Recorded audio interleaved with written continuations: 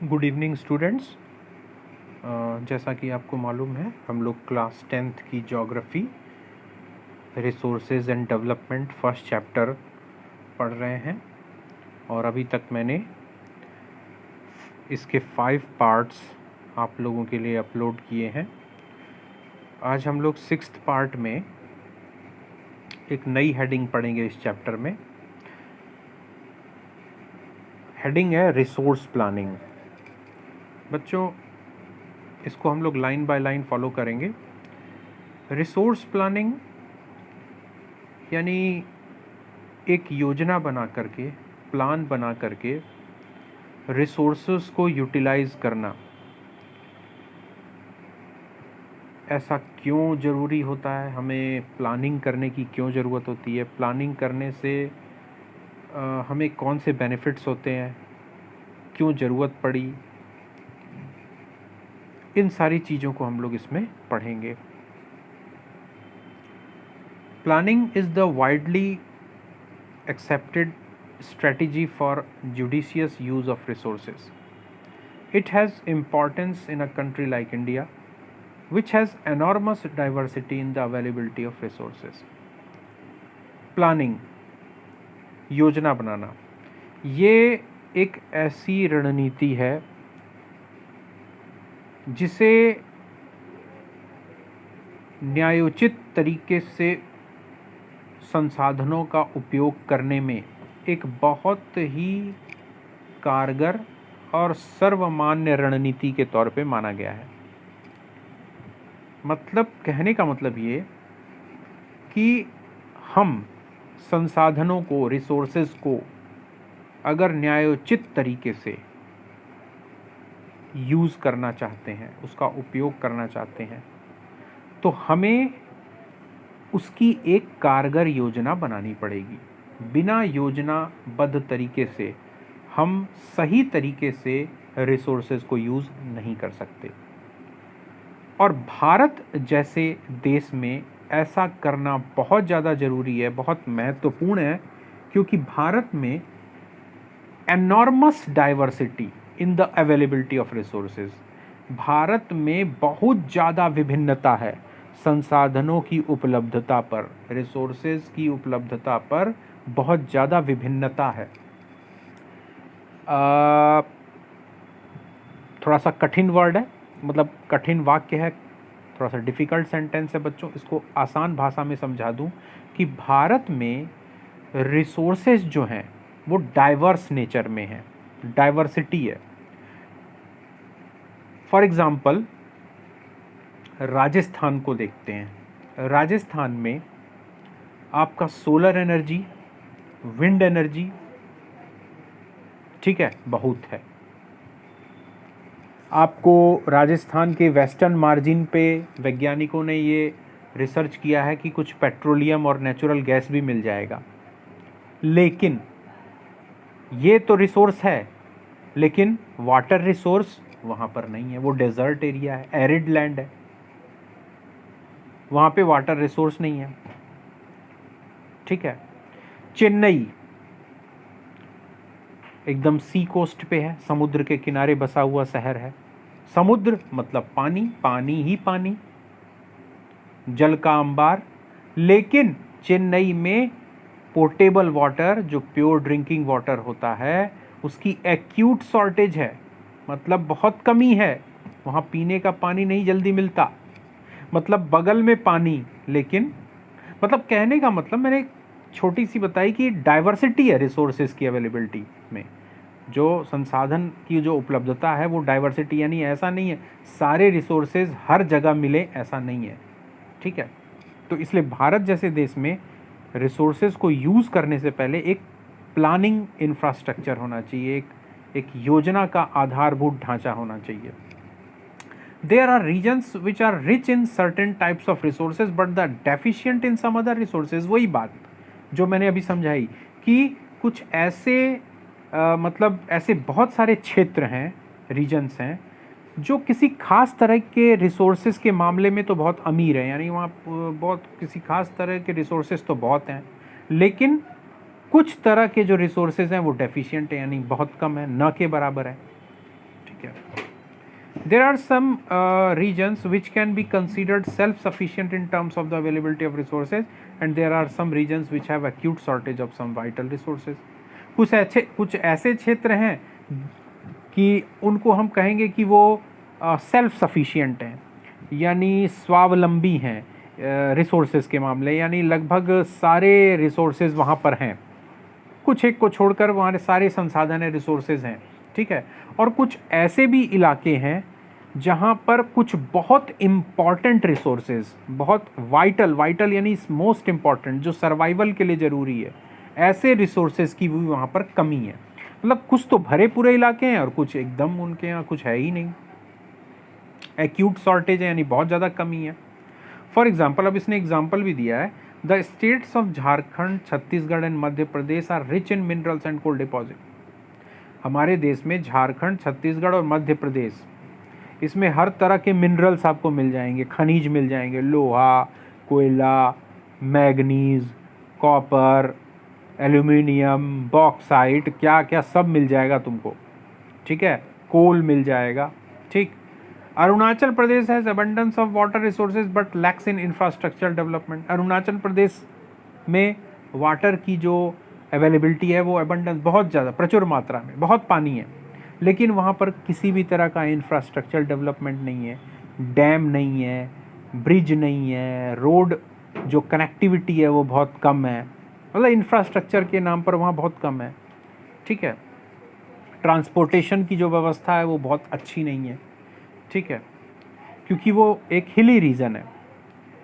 The state of Rajasthan is very well endowed with solar and wind energy but lacks in water resources. Rajasthan में आपको solar energy और wind energy बहुत मिलेगी, आप बहुत यूटिलाइज कर सकते हैं, ठीक है, लेकिन वहाँ पे पीने का पानी, साफ पीने का पानी अवेलेबल नहीं है, बहुत कम है ना. The cold desert of Ladakh is relatively isolated from the rest of the country.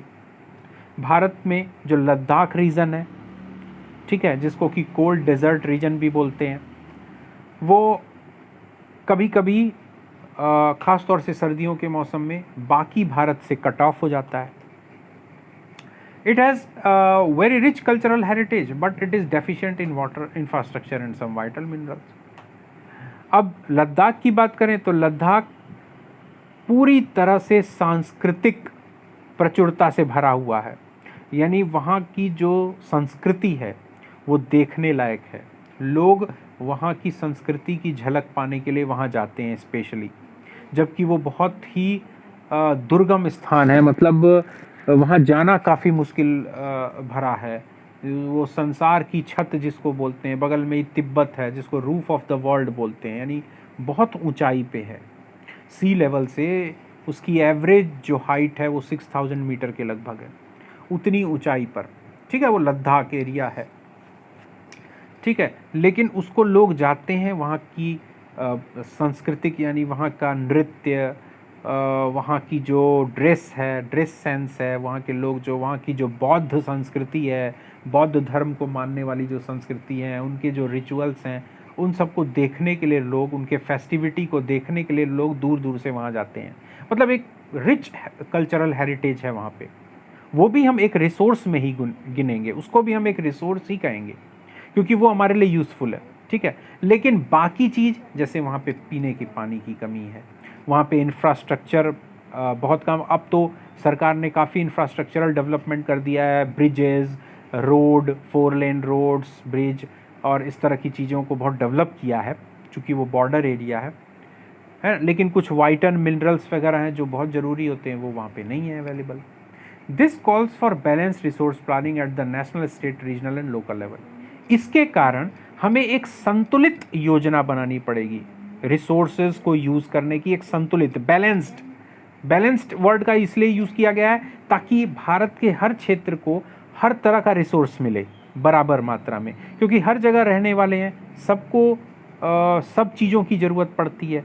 तो अवेलेबिलिटी इस तरह से इंश्योर की जाए कि सब लोगों को सब चीज़ मिले, ठीक है. तो चाहे वो नेशनल लेवल पे हमें प्लानिंग बनानी हो, उससे नीचे स्टेट लेवल पे बनानी हो, रीजनल और लोकल लेवल पे बनानी हो, रिसोर्स प्लानिंग करना बहुत ज़रूरी है. अब आते हैं बच्चों, ये इम्पॉर्टेंट है, रिसोर्स प्लानिंग क्यों ज़रूरी है ये तो हमने देखा। ये भी कभी कभी 3 मार्क्स क्वेश्चन आ जाता है, कभी कभी 4 या 5 मार्क्स का क्वेश्चन भी आ जाता है कि why India is having need a requirement to have a resource planning, a good resource planning. What is the need of the resource planning as far as India is concerned? इस तरह के question आ जाते हैं, ठीक है, तो उसका भी मैंने आपको बताया। अब आते हैं कि इसमें एक क्वेश्चन आता है बोर्ड एग्जाम में कि रिसोर्स प्लानिंग क्या होती है, इसके एसेंशियल फैक्टर्स क्या होते हैं, इनको हम लोग समझते हैं। Resource planning in India, specially resource planning India में किस तरीके से है। Resource planning is a complex process which involves, resource planning एक जटिल प्रक्रिया है, कॉम्प्लेक्स है, थोड़ी सी डिफिकल्ट है, जिसमें कुछ चीज़ें इन्वॉल्व होती हैं। क्या? First, identification and inventory of resources across the regions of the country. ध्यान से समझिए, बहुत कठिन नहीं है, सिंपल सा कॉमन सेंस वाली बात है कि रिसोर्स प्लानिंग जब आप बनाएंगे, किसी रिसोर्स के बारे में, किसी संसाधन के बारे में जब आप योजना बनाएंगे, तो सबसे पहले आपकी क्या प्रायोरिटी होगी, आपकी प्राथमिकता क्या होगी? पहले तो आप उस रिसोर्स के बारे में ना पता लगाएंगे कि भैया वो रिसोर्स कौन सा रिसोर्स है, कहाँ पर है, कितना है, ये सब ना पहले देखेंगे कि पहले जाके आप मशीन बैठा देंगे, ऐसा तो नहीं है। पहले तो आप पता लगाएंगे, क्या कि आइडेंटिफिकेशन करेंगे, है ना, पहचानेंगे उस रिसोर्स को। Inventory, record across the region of the country, वो रिसोर्सेज भारत में कहाँ कहाँ पर अवेलेबल है, ठीक है। फिर इसमें क्या होगा, इस प्रोसेस को करने के लिए आपको क्या करना पड़ेगा? दिस इन्वॉल्व सर्वेइंग, आपको उसका सर्वेक्षण करना पड़ेगा। सर्वे मतलब आपको उसका फिजिकल वेरिफिकेशन करना पड़ेगा, वहाँ पे जाना पड़ेगा, वहाँ पे, और साइंटिफिक प्रोसेस के द्वारा, मैपिंग के द्वारा आप पता लगाएंगे कि वो रिसोर्स कहाँ कहाँ पर है, ठीक है। मैपिंग करेंगे, उसकी क्वालिटी और क्वांटिटी, यानी वो रिसोर्स जो है उसकी क्या क्वालिटी है, उसकी गुणवत्ता कैसी है, किस तरह का गुण है। जैसे मान लो कोयला होता है, तो कोल होता है, तो कोल हम लोग तो जानते हैं कि कोल है भैया, काला काला पत्थर है तो कोल है, लेकिन साइंटिस्ट जानते हैं कि कोल जो होता है उसमें कार्बन होता है, तो कार्बन का कितना परसेंट है, कार्बन के परसेंटेज के अकॉर्डिंग उसकी क्वालिटी अज्यूम की जाती है कि भैया बिटुमिनस है, कि एंथ्रेसाइट है, कि क्या बोलते हैं, और जो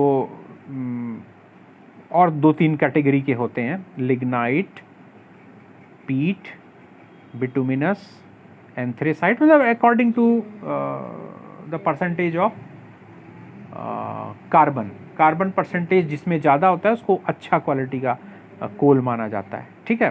तो अब वो हम भाई ऐसे देखने पे तो सब काला काला कोल है, लेकिन जब हम उसका लैब एनालिसिस करते हैं तब हमको उसकी क्वालिटी का पता चलता है कि भाई उसकी क्वालिटी क्या है, अच्छा है कि ख़राब है। फिर है क्वांटिटी, यानी वो कितनी मात्रा में, एक अज्यूम करते हैं कि लगभग वो कितनी मात्रा में अवेलेबल है, एस्टिमेशन है ना, quantity estimation. And measurement of the resources का मेजरमेंट करते हैं हम लोग। ये तो हो गया फर्स्ट। अब सेकंड क्या प्रोसेस है बच्चों, ये इंपॉर्टेंट, इसको ध्यान से समझना, ये क्वेश्चन आता है हमेशा बोर्ड एग्जाम में। Involving a planning structure endowed with appropriate technology, skill and institutional setup for implementing resource development plan. अब क्या करेंगे, हमने पता लगा लिया, सर्वे कर लिया, मैपिंग कर ली, क्वालिटी क्वांटिटी सब पता लगा लिया कि भैया ये रिसोर्स है। अब उसके बाद हम एक स्ट्रक्चर बनाएंगे, प्लानिंग स्ट्रक्चर। अब हमने ड्राइंग बनाना शुरू कर दिया उसका, मैप नहीं, मैप तो हमने बना लिया कि भाई कहाँ कहाँ है। अब हमने जो है एक हमने क्या बोलते हैं उसका ब्लूप्रिंट बनाना शुरू कर दिया कि भैया ये रिसोर्स है, ये है, यहाँ कोयला है, ठीक है, कोल मिल गया हमको। अब इस कोल को हम यहाँ से एक्सट्रैक्ट करेंगे, तो कैसे एक्सट्रैक्ट करेंगे, कौन सी मशीनों की ज़रूरत पड़ेगी, वो मशीनें कहाँ लगाई जाएंगी, है ना। उसके लिए हमको जो है एम्प्लॉयज़ रिक्रूट करने पड़ेंगे, मैन पावर डिप्लॉय करनी पड़ेगी, वो मैन पावर कहाँ रहेगी, उनके लिए टाउनशिप डेवलपमेंट करना पड़ेगा। फिर ट्रांसपोर्टेशन और कम्युनिकेशन का क्या व्यवस्था होगी, सारा इंफ्रास्ट्रक्चरल डेवलपमेंट की जो ब्लूप्रिंट है वो तैयार की जाएगी, है ना। उसमें कौन सी टेक्नोलॉजी लगेगी, किस तरह का स्किल लगेगा, यानी कौन से लोग रहेंगे जो स्किल्ड होंगे, अनस्किल्ड होंगे, इंजीनियर होंगे, मैनेजर होंगे, एमबीए होंगे, जो भी होंगे, टेक्निकल स्टाफ होंगे, टेक्नीशियन होंगे। उसके लिए इंस्टीट्यूशनल सेटअप करना पड़ेगा, फैक्ट्री डालनी पड़ेगी, वर्कशॉप लगानी पड़ेगी, क्या करना पड़ेगा, ठीक है। है। और इस तरह से हम इम्प्लीमेंटिंग रिसोर्स डेवलपमेंट प्लान, और फिर उस रिसोर्स को डेवलपमेंट यानी उसको यूटिलाइज करने का एक प्लान पूरा इम्प्लीमेंट करेंगे। पूरी उसका हम पूरा व्यवस्था, मतलब मशीन कहाँ लगानी है, क्या करना है, रेलवे ट्रैक बनाना है, रोड बनानी है, क्या करना है, ठीक है, ये हो गया। अब तीसरे नंबर पे क्या करेंगे, matching the resource development plans with overall national development plan. अब हम क्या करेंगे, वो लोकल रिसोर्स प्लान हमने जो बनाया, ठीक है, उस रिसोर्स का यूज, उस रिसोर्स का फायदा पूरे राष्ट्रीय स्तर पर, अखिल भारतीय स्तर पर, पूरे देश के लोगों को कैसे सुनिश्चित हो, ये हम एंडोर्ड करेंगे, ये प्लान हम इंप्लीमेंट करेंगे थर्ड में। जैसे फॉर एग्जांपल बच्चों, मैं इस सिंगरौली, मध्य प्रदेश के सिंगरौली एरिया में रहता हूँ। ये कोल रिसोर्स के लिए जाना जाता है। यहाँ पे कोल रिजर्व हैं, कोयला बहुत मात्रा में मिलता है, ठीक है, बहुत ज़्यादा कोयला है। अब सिंगरौली क्षेत्र में, एमपी के सिंगरौली क्षेत्र में हमको कोयला मिला, ठीक है, हमने उस कोयले को एक्सट्रैक्ट किया, माइंस से निकाला, खदान से निकाला। अब हम क्या करेंगे, अब सिंगरौली का कोयला सिंगरौली में ही जला देंगे और सिंगरौली में ही यूज़ करेंगे, उसकी हीट को सिंगरौली में ही यूज़ करेंगे? नहीं, हमने क्या किया, उस कोयले को पावर प्लांट को सप्लाई कर दिया। बहुत सारे पावर प्लांट है बच्चों। सपोज़ यहाँ पे एक गवर्नमेंट का इंस्टीट्यूशन है, NTPC, national thermal power corporation. तो एनटीपीसी ने कोयला ले लिया, एनटीपीसी ने उस कोल को ले लिया एज अ रॉ मटेरियल। फिर उसने क्या किया, कोल को बर्न करके, वाटर को बॉयल करके स्टीम बनाई। स्टीम बनाने के बाद उस स्टीम के प्रेशर से टरबाइन को मूव कराया, टरबाइन मूव किए तो पावर जनरेट हुई। अब एनटीपीसी ने क्या बनाया, पावर, बिजली बनाई। तो अब वो बिजली क्या हम सिंगरौली में ही यूज़ करेंगे? क्या वो बिजली जो बनेगी, वो जो पावर बनेगी, वो क्या हम सिर्फ मध्य प्रदेश में ही यूज़ करेंगे? नहीं, अब हम उस बिजली का उपयोग भारत में कहीं भी करेंगे जहां उसकी ज़रूरत होगी। जो पावर जनरेशन हो रहा है, अब हम उसको क्या करेंगे, उसको हम इस तरीके से मतलब एक ऐसा चेन बनाएंगे, एक ऐसा चेन वर्क बनाएंगे प्लानिंग का, कि उस पावर को जो कि सिंगरौली में जनरेट हो रही है, सिंगरौली के कोल्ड रिसोर्स को यूज़ करके, उसका फ़ायदा भारत में हर जगह मिले, या हर उस जगह मिले जहां इसकी ज़रूरत है, सिर्फ सिंगरौली में नहीं। तो ये क्या शो करता है कि किस तरह से हम एक लोकल रिसोर्स प्लान को नेशनल लेवल रिसोर्स प्लान से मैच करते हैं, ठीक है। तो ये हो गया आपका, ये 3 स्टेप होते हैं, मेन होते हैं, ठीक है। India has made concerted efforts for achieving the goals of resource planning right from the first 5-year plan launched after independence। और भारत ने ऐसा किया। भारत जब आज़ाद हुआ तो उसके बाद हमने रूस से एक, रशिया जो एक देश है, जो पहले रशिया नहीं था, उसका नाम पहले यूएसएसआर था, union of Soviet socialist Republic. तो वहाँ से हमने एक चीज़ सीखी, एक तरीका सीखा। वहाँ पर कोई भी प्लानिंग होती है, जो नेशनल लेवल पे प्लानिंग, जो योजना बनाई जाती है, तो 5 ईयर्स के लिए बनाई जाती थी, यानी पंचवर्षीय योजना, 5 साल के, यानी 5 साल के लिए 5 साल में हमें कौन कौन से काम करने हैं, स्टेप बाय स्टेप कौन कौन से काम करने हैं देश का विकास करने के लिए। तो एक 5 ईयर प्लान बनता था, हर 5 साल पे एक 5 ईयर प्लान बनता था, और उस प्लान के अकॉर्डिंग गवर्नमेंट अपनी पॉलिसीज़ या इम्प्लीमेंटेशन करती थी, ठीक है। तो उससे हमने अडॉप्ट किया, हमारे देश में भी 5 ईयर प्लान का सिस्टम चला। तो हमने आज़ादी के बाद फर्स्ट 5 ईयर प्लान में ही हमने क्या किया, हमने बहुत एफर्ट किया भारत को ये रिसोर्स प्लानिंग के क्षेत्र में, है ना, संसाधन की योजना बनाकर उपयोग करने के क्षेत्र में हमने बहुत सारी प्लानिंग की, और जो गोल्स हैं, जो ऑब्जेक्टिव्स हैं, यानी जो लक्ष्य है, उसको प्राप्त करने की भी कोशिश की, ठीक है। अब आते हैं नेक्स्ट हेडिंग में, नहीं आगे इसी में पढ़ते हैं। The availability of resources is a necessary condition for the development of any region, but mere availability of resources in the absence of corresponding changes in technology and institution may hinder development। बच्चों, संसाधनों की उपलब्धता, resources की availability किसी भी क्षेत्र के विकास के लिए एक कंडीशन होती है, एक आवश्यक परिस्थिति होती है, एक नेसेसरी कंडीशन होती है। कहने का मतलब कि किसी भी क्षेत्र, किसी भी एरिया का अगर हमको डेवलपमेंट करना है, विकास करना है, तो रिसोर्सेज तो होने चाहिए। रिसोर्सेज रहेंगे तभी आप विकास करेंगे। सपोज़ मैं सिंगरौली में रहता हूँ। सिंगरौली, यहाँ के लोग बताते थे कि लगभग 30, 35, 40 साल पहले ये जंगल था, पूरा जंगली इलाका था। कुछ ट्राइबल पीपल रहते थे, ट्राइबल्स रहते थे यहाँ पे। बहुत पिछड़ा इलाका था, इसको रिमोट एरिया बोलते थे। इसको यहाँ तक कि लोग बोलते थे कि ये काला पानी है, यानी अगर किसी गवर्नमेंट ऑफिशियल को सज़ा देनी होती थी, पनिशमेंट ट्रांसफ़र होते थे यहाँ पे, सज़ा के तौर पे यहाँ ट्रांसफ़र कर दिया जाता था, है ना। यहाँ पर ट्रांसपोर्टेशन असेसिबिलिटी नहीं थी, ठीक है, रोड, रेलवे नेटवर्क नहीं था, रोड नहीं थी, मतलब इसको एकदम पूरा ये रिमोट एरिया था, ठीक है। लेकिन यहाँ पर कोयला मिल गया। कोयला मिलने से क्या हुआ, यहाँ पे गवर्नमेंट की जो कोल माइंस कंपनी है, कोल इंडिया लिमिटेड जो है, उसकी जो एक सबऑर्डिनेट कंपनी है एनसीएल, नॉर्दर्न कोलफील्ड लिमिटेड, ये कंपनी आ गई। कोयला मिला, रिसोर्स मिला। अब उस रिसोर्स के कारण एक फैक्ट्री, एक कंपनी आ गई। उस कंपनी के कारण एनटीपीसी यानी पावर जनरेटिंग कंपनी आ गई। उसके कारण वर्कशॉप हो गए, बाजार हो गए, मार्केट हो गए, लोग आ गए, बहुत सारे तरीके के एम्प्लॉयमेंट मतलब जनरेट हो गया, रोजगार मिलने लगे, पूरा शहर बस गया। अब आज की डेट में वो एक अच्छा खासा शहर बन गया इसके आसपास, ठीक है। यानी रिसोर्स था, इसके कारण डेवलपमेंट। मैंने एक एग्जांपल बताया आपको। But mayor availability of resources in the absence of corresponding changes in technology and institution में hinder development.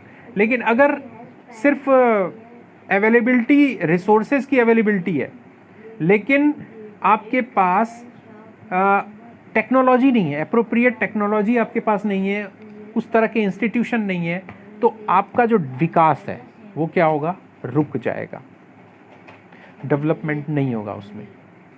There are many regions in our country that are rich in resources, but these are included in economically backward regions. मतलब जो पहली line मैंने समझाई कि सिर्फ resources का होना जरूरी नहीं है, डेवलपमेंट की पहली शर्त नहीं है। रिसोर्सेज हैं आपके पास, लेकिन अगर आपने वहाँ पे कोई टेक्नोलॉजिकल इम्प्लीमेंट नहीं किया, उसको इम्पोज नहीं किया, आपने इंफ्रास्ट्रक्चर डेवलप नहीं किया, तो आप पिछड़े रहेंगे। आप अफ्रीका को देख लो, अफ्रीका कॉन्टिनेंट को देख लो। अफ्रीका कॉन्टिनेंट पूरा ऊपर से लेकर नीचे तक हर तरह के रिसोर्सेज से भरा हुआ है, लेकिन आप अफ्रीकन कंट्री को देख लो, अफ्रीकन कंट्रीज को आप देख लो,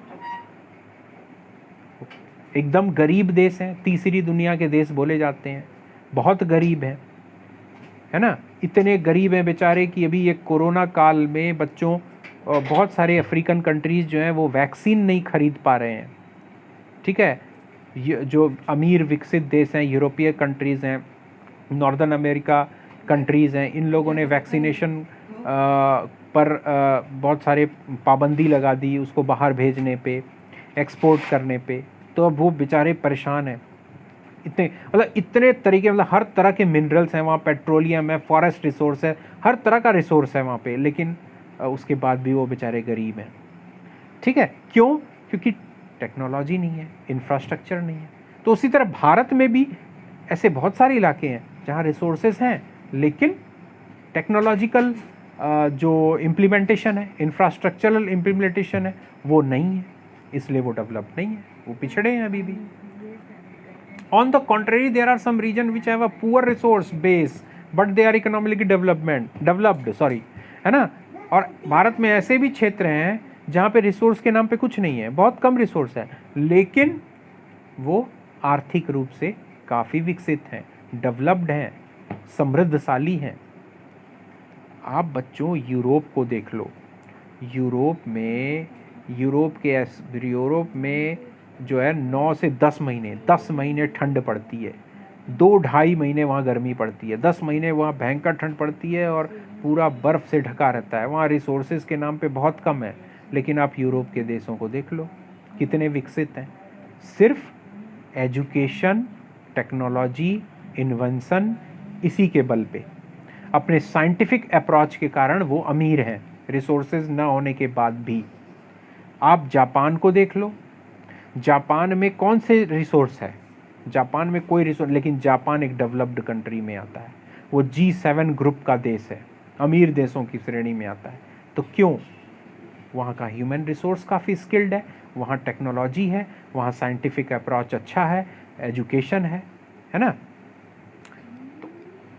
ठीक है, तो रिसोर्स होना ही एक शर्त नहीं होती है, रिसोर्स के साथ आप उसको यूटिलाइज करने की ताकत, उसका स्किल, उसकी टेक्नोलॉजी भी आपके पास होनी चाहिए, तभी आप एक डेवलप्ड कंट्री बनेंगे। The history of colonisation reveals that rich resources in colonies were the main attraction for the foreign invader. आपने हिस्ट्री में पढ़ा होगा बच्चों कि जो ताकतवर देशों ने एशिया और अफ्रीका के देशों को अपनी कॉलोनी बनाया, उन पर कब्जा किया, उसका कारण सिर्फ और सिर्फ ये था कि इन एशिया और अफ्रीका के देशों में रिसोर्सेज अवेलेबल थे, बहुत सारे रिसोर्सेज अवेलेबल थे, और यूरोप के देशों को अपनी फैक्ट्रियों को चलाने के लिए रॉ मटेरियल चाहिए था, कच्चा माल चाहिए था, और ये कच्चा माल, ये रॉ मटेरियल इन एशिया और अफ्रीका के देशों में था। तो इसलिए धीरे धीरे उन लोगों ने कब्जा कर लिया। भारत भी क्या बोलते हैं, गुलाम रहा 200 साल तक ब्रिटेन का। ठीक है, it was primarily the higher level of technological development of the colonizing countries that helped them to exploit resources of other regions and establish their supremacy over the colonies. और ये it was primarily the higher level of technological, मैंने बताया अभी, मैंने पिछली lines में आपको बताया कि ये जो कॉलोनाइजिंग कंट्रीज थे, है ना, ये जो बड़े नहीं, मैं बड़ा तो नहीं कहूँगा, ये जो ताकतवर देश थे, मैं ताकतवर वर्ड का यूज़ करूँगा, बड़ा नहीं। इंग्लैंड कौन सा बड़ा देश है, ब्रिटेन कौन सा बड़ा देश है, लेकिन वो ताकतवर था। तो किस चीज़ में ताकतवर था? टेक्निकल नो हाउ में, है ना, साइंटिफिक अप्रोच में। उन्होंने पहले, उनके देश में इंडस्ट्रियल रिवॉल्यूशन हुआ, उनके देश ने स्टीम इंजन बनाया, उनके देश ने शुरुआत की, रेलवे की शुरुआत की, रेलवे ट्रैक बनाया, मशीन बनाई, है ना। तो उन्होंने अपनी इस सुपरमेसी का फ़ायदा उठाया। ठीक है, अपनी जो साइंटिफिक अप्रोच थी, नए इन्वेंशंस थे, ठीक है, उसका फ़ायदा उठाया और उन्होंने अपनी ताकत को प्रूफ किया और विश्व के अनेक भागों को कब्जा करके अपनी कॉलोनी बनाई। Therefore, resources can contribute to development only when they are accompanied by appropriate technological development and institutional changes. इसलिए हम ये कह सकते हैं कि resources विकास में तभी योगदान दे सकते हैं जब उनके साथ सही तरीके की टेक्नोलॉजी को जोड़ा जाए, टेक्नोलॉजिकल डेवलपमेंट किया जाए और इंस्टीट्यूशनल चेंजेस किए जाएं। यानी जो सरकार जो है वो संस्थागत परिवर्तन करे, एक ऐसा रास्ता बनाए, एक ऐसा प्लानिंग स्ट्रक्चर बनाए कि टेक्नोलॉजी को इम्प्लीमेंट किया जा सके और रिसोर्सेज का सही तरीके से यूज़ किया जा सके, तभी आपका विकास होगा या वो रिसोर्स आपको योगदान देगा, आपके विकास में योगदान देगा। India has experienced all this in different phases of colonisation.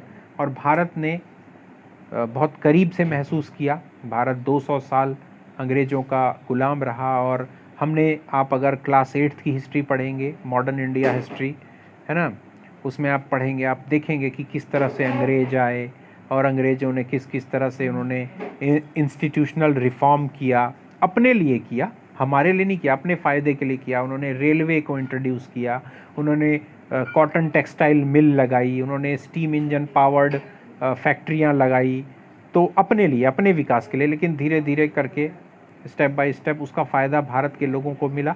हालांकि हमारा शोषण हुआ, जम के शोषण हुआ, लेकिन किस तरह से रिसोर्सेज का यूज़ हुआ। ठीक है, therefore in India, development in general and resource development in particular does not only involve the availability of resources but also the technology quality of human resources and the historical experiences of the people. इस तरह से, इस प्रकार हम देखते हैं कि भारत में जो विकास है सामान्य तौर पे जो संसाधनों का विकास है उसमें सिर्फ रिसोर्स या उस संसाधन का योगदान नहीं है, उसमें रिसोर्स की उपलब्धता, साथ में वो तकनीक, वो टेक्नोलॉजी और जो ह्यूमन स्किल है, जो मानव का हुनर है, मनुष्य की जो योग्यता है वो भी उसमें इन्वॉल्व रही। और साथ में भारत का जो एक ऐतिहासिक अनुभव है, भारत के लोगों का जो ऐतिहासिक अनुभव है वो भी उसमें उसने भी अपना योगदान दिया। तो कहने का मतलब ये कि भारत का जो विकास हुआ है उसमें सिर्फ संसाधनों की उपलब्धता नहीं, बल्कि टेक्नोलॉजी, ठीक है, human skill and the experience of the people of India, सब इसमें इन्वॉल्व है भारत के विकास में। ठीक है बच्चों, आज का वीडियो यहीं तक। नेक्स्ट वीडियो, यानी ये तो पार्ट 6 था, अब पार्ट 7 में हम लोग आगे कंजर्वेशन ऑफ रिसोर्सेज के बारे में पढ़ेंगे। तब तक के लिए good bye, have you having a very good day to you. And मैं चाहूँगा कि बच्चों आप बहुत आगे बढ़ें, ध्यान से पढ़ें और इस कोरोना काल में आप सेफ रहें, सुरक्षित रहें और ईश्वर से कामना करते रहें कि स्कूल फिर से खुल जाए और हम लोग फिर से आपस में मिलें। Okay, bye.